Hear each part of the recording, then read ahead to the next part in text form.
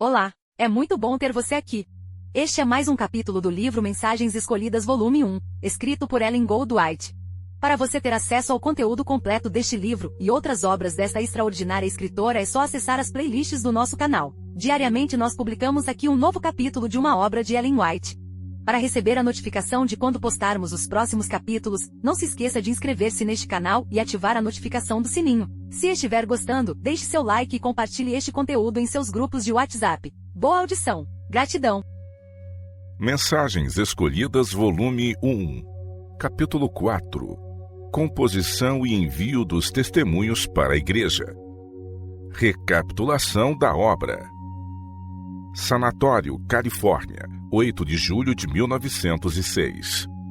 Prezado irmão, pensam alguns que são capazes de julgar o caráter e avaliar a importância da obra que o Senhor me deu a fazer.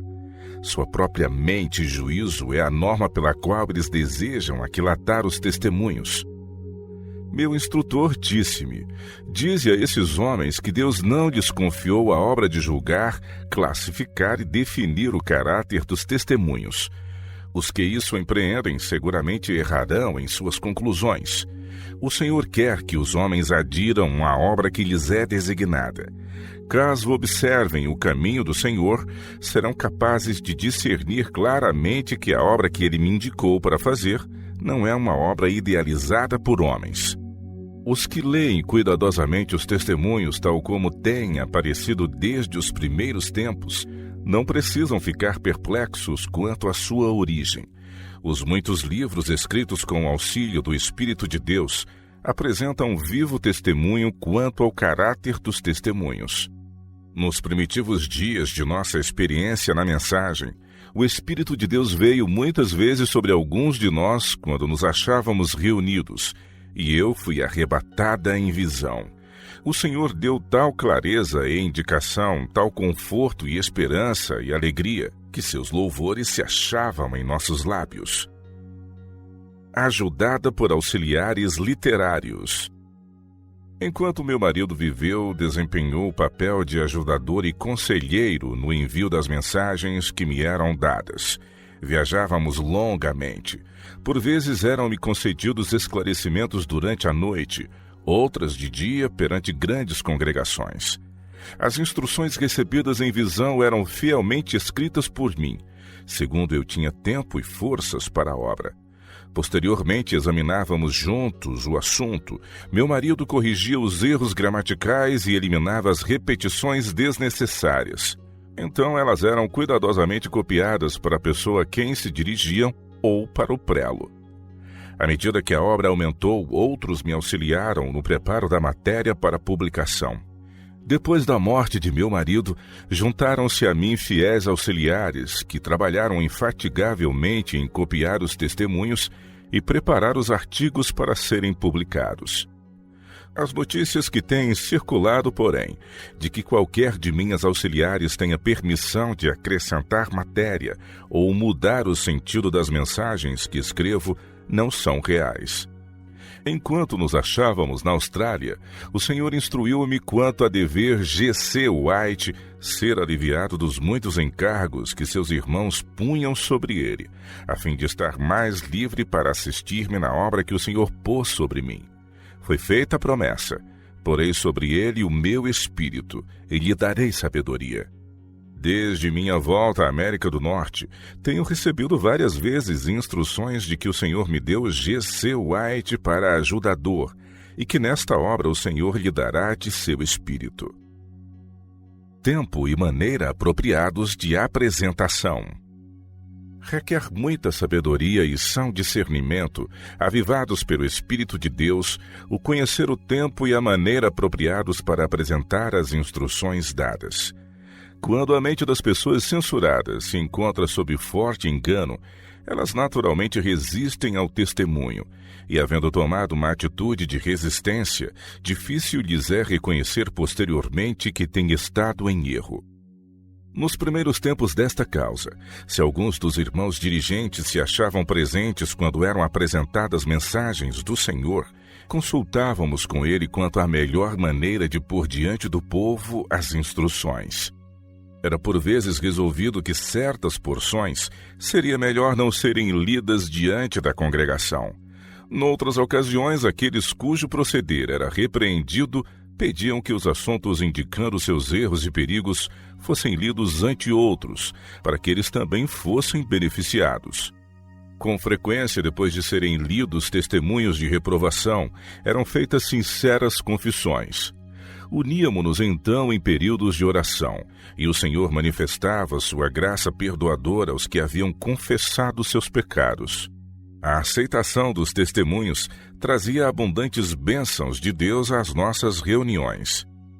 Esforço-me fielmente para escrever aquilo que me é dado de tempos em tempos pelo Divino Conselheiro. Algumas porções do que escrevo são enviadas imediatamente para satisfazerem as necessidades presentes da obra. Outras porções são conservadas até que o desenvolvimento das circunstâncias me evidencie haver chegado o tempo de usá-las. Por vezes, desenvolveu-se em pastores e médicos que ocupavam lugares de responsabilidade a disposição de rejeitar os testemunhos, e fui instruída a não dispor os testemunhos nas mãos, pois, havendo cedido ao espírito que tentou e venceu Adão e Eva, abriram mente e coração ao controle do inimigo. Achando-se em falsa vereda e trabalhando sob enganosas imaginações, lerão nos testemunhos coisas que aí não se encontram, mas que estão em harmonia com as falsas declarações que eles escutaram. Lendo os testemunhos à luz que eles próprios acenderam, são iludidos e iludirão a outros. Às vezes, depois de haverem sido escritas repreensões muito precisas, decididas, são retidas por algum tempo, até que, mediante correspondência pessoal, eu tenha procurado mudar o espírito daqueles a quem elas são dirigidas. Se esses esforços não tiverem êxito, as mensagens com toda a sua força de repreensão ou reprovação são-lhes enviadas, quer eles lhes deem ouvidos, quer neguem sua autenticidade. Caso aqueles cujos erros são apontados confessem seus malfeitos, pode ser quebrado o encantamento do inimigo. Se arrependerem e abandonarem os pecados, Deus é fiel e justo para perdoar os pecados e purificá-los de toda injustiça. Cristo, o Redentor que perdoa os pecados, removerá deles as vestes sujas, dar-lhes-á outros vestidos e colocar-lhes-á uma bela mitra na cabeça. Mas enquanto se recusarem a desviar-se de iniquidade, não podem formar caráter que subsista no grande dia do juízo. Muitas vezes pecados ocultos na vida de pessoas me são revelados, e é-me ordenado apresentar uma mensagem de reprovação e advertência. Tem-me sido dito que muitos dos que dão ouvidos à falsa ciência do inimigo acusariam minha obra como a de uma falsa profetisa e dariam aos testemunhos tais interpretações que tendessem a mudar a verdade de Deus em mentira. Satanás está alerta, e alguns que foram usados no passado pelo Senhor para fazer sua obra, mas que consentiram em ser iludidos, serão incitados a fazer uso indevido das mensagens dadas. Por não desejarem escutar as palavras de repreensão, por não quererem ouvir conselhos e melhorar seu procedimento e efetuar a obra que lhes é indicada, interpretarão mal as mensagens dirigidas à igreja e confundirão muitas mentes. Não obstante, devo apresentar a mensagem que me é dada, enquanto o Senhor o proferir. Ele não me deu a obra de ajustar todos os mal-entendidos acariciados no coração dos incrédulos. Enquanto uma porta estiver aberta para receber as sugestões do tentador, multiplicar-se-ão as dificuldades. O coração dos que não vêm para a luz está aberto à incredulidade. Se meu tempo e energia são consumidos com tais assuntos, isto corresponde aos fins de Satanás. Disse-me o Senhor: apresenta os testemunhos. Tua obra não é ajustar dificuldades, é reprovar e apresentar a justiça de Cristo. Um incidente. Uma vez nos princípios da mensagem, o pai Butler e o pastor Hart ficaram confundidos quanto aos testemunhos. Em grande aflição gemeram e choraram, mas por algum tempo não deram a razão de sua perplexidade. Entretanto, sendo constrangidos a dar uma razão de seu falar e sua atitude faltos de fé, O pastor Hart referiu-se a um folhetinho que fora publicado com as visões da irmã White e disse que, ao que sabia com certeza, algumas visões não haviam sido incluídas. Perante grande auditório, ambos esses irmãos falaram vigorosamente quanto a perderem a confiança na obra. Meu marido passou o folheto ao pastor Hart e pediu-lhe que lesse o que estava escrito na página do título, Esboço da Experiência Cristã e das Visões da Senhora E. G. White. Leu ele. Houve silêncio por um momento, e depois meu marido explicou que havíamos estado com muita escassez de meios e só pudéramos publicar a princípio um folhetinho, e prometeu aos irmãos que, quando fossem arrecadados recursos suficientes, as visões seriam publicadas mais completamente em forma de livro. O pastor Butler ficou profundamente comovido e, depois de dar a explicação, disse: curvemo-nos diante de Deus. Seguiram-se orações, lágrimas e confissões como raramente temos ouvido. O pai Butler disse: irmão White, perdoe-me. Temi que nos estivéssemos ocultando parte da luz que devíamos ter. Perdoe-me, irmão White. Então o poder de Deus veio à reunião de maneira maravilhosa. A obra e os auxiliares. Sanatório, Califórnia, 23 de outubro de 1907. Prezado irmão Wilcox, recebi-lhe sua carta recentemente. Quanto à irmã que julgais haver sido escolhida para ocupar o cargo que a irmã White tem ocupado, tenho a dizer isto. Talvez ela seja sincera, mas certamente está enganada. Cerca de um ano depois da morte de meu marido, encontrava-me muito fraca e temia-se que eu não vivesse senão pouco tempo. Na reunião campal de Healdsburgo, fui levado à tenda em que havia grande reunião de nosso povo. Pedi para ser erguida no divã em que jazia e ajudada a ir para a plataforma para dizer algumas palavras de despedida ao povo. Ao tentar eu falar, o poder de Deus veio sobre mim e fez-me estremecer toda. Muitos na congregação observaram que eu estava fraca e meu rosto e minhas mãos pareciam sem sangue, mas ao começar eu a falar, viram a cor vindo aos lábios e ao rosto e conheceram que se estava operando um milagre em meu favor. Fiquei perante o povo curada e falei com liberdade. Depois desse incidente, foi-me dar a compreensão de que o Senhor me erguera para dar testemunho dele em muitos lugares e de que ele me daria graça e força para a obra. Foi-me mostrado também que meu filho G.C. White seria meu ajudante e conselheiro e que o Senhor poria sobre ele o espírito de sabedoria e são discernimento. Foi-me mostrado que o guiaria e que ele não seria desviado, porque reconheceria as direções e orientação do Espírito Santo. Foi-me dada a certeza, não estás só na obra para que o Senhor te escolheu. Serás ensinada por Deus quanto a apresentar a verdade em sua singeleza perante o povo. O Deus da verdade te susterá, e será dada a prova convincente de que Ele te guia. Deus te dará de seu bom espírito, e sua graça e sabedoria e poder protetor estarão contigo. O Senhor será teu instrutor. Encontrarás influências enganadoras, virão sob muitas formas, em panteísmo e outras formas de infidelidade. Segue, porém, por onde eu te conduzir e estarás a salvo. Porei meu espírito sobre teu filho e fortalecê-lo-ei para fazer sua obra. Ele possui a graça da humildade. O Senhor o escolheu para desempenhar parte importante em sua obra. Para isso nasceu ele.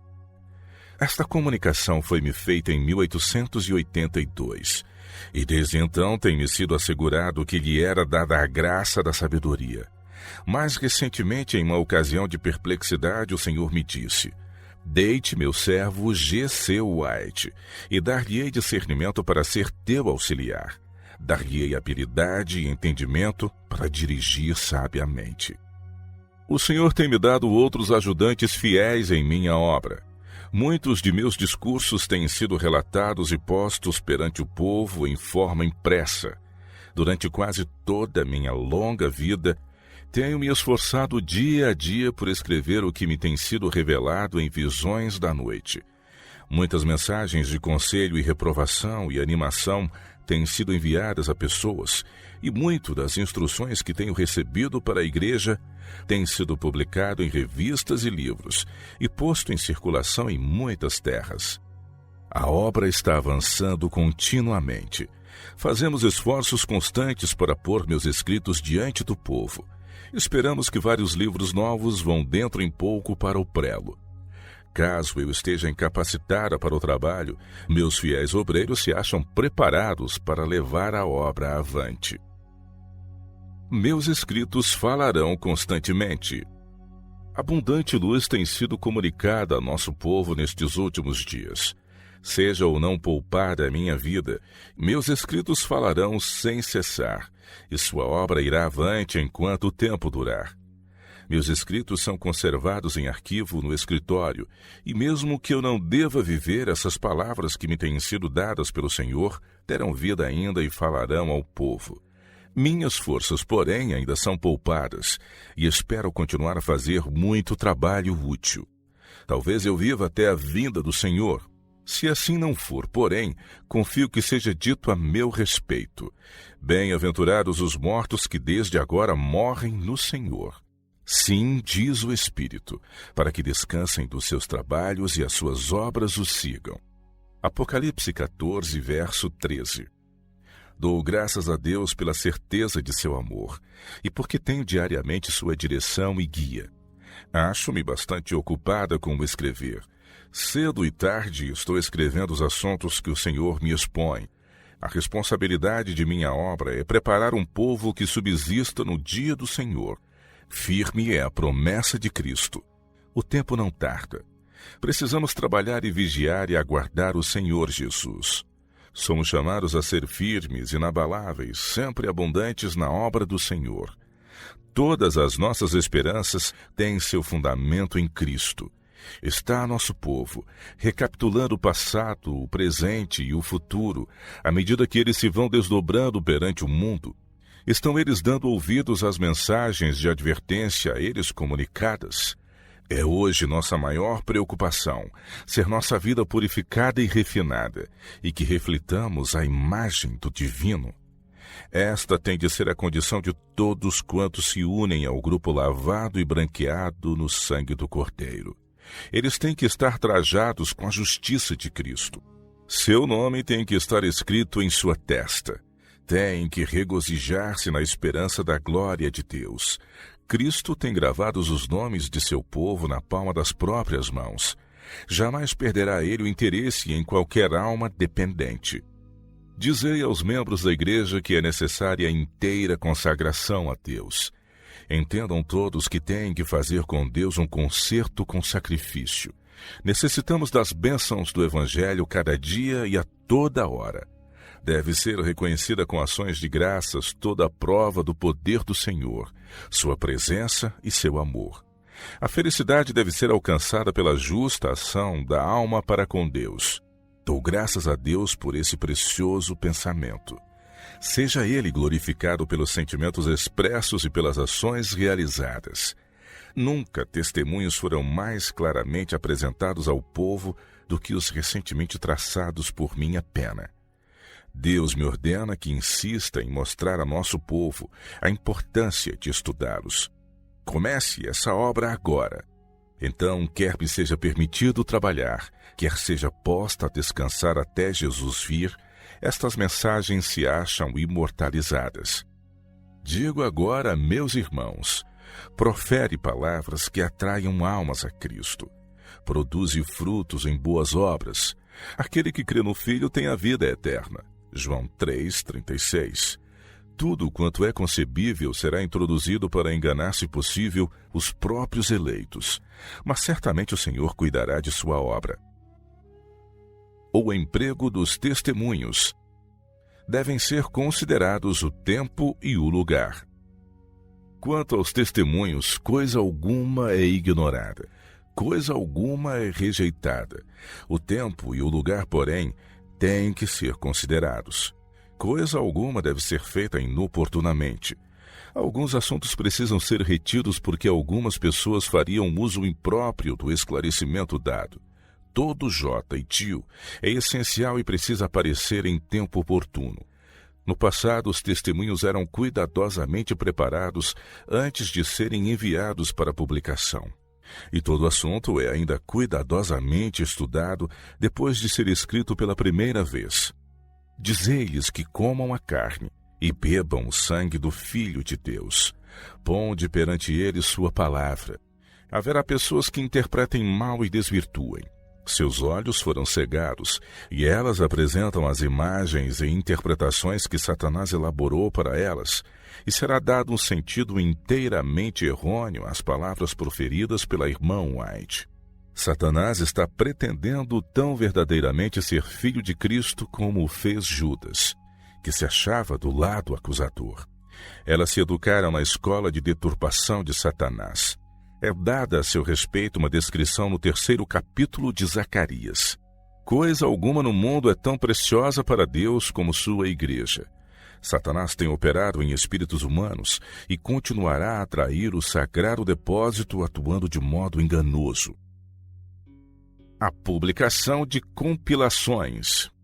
Posso ver claramente que se toda pessoa que se considera habilitada a escrever livros seguisse suas imaginações e fossem suas produções publicadas, insistindo em que fossem recomendadas por nossas casas editoras, haveria quantidade de joio largamente semeado em nosso mundo.